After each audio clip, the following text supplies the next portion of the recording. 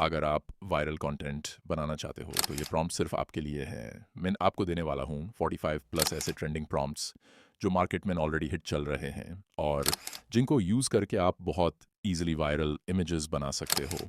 यहाँ पर आपको इमेज के बगल में प्रॉम्प्ट दिया गया है।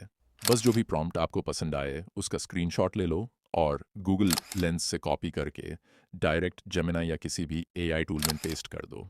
प्रोसेस इतना सिंपल है कि कोई भी बिगिनर यूज़ कर सकता है।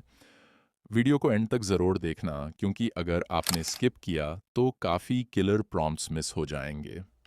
और हाँ दोस्तों, वीडियो को लाइक करो और ऐसे ही ट्रेंडिंग कंटेंट के लिए चैनल को सब्सक्राइब ज़रूर कर देना।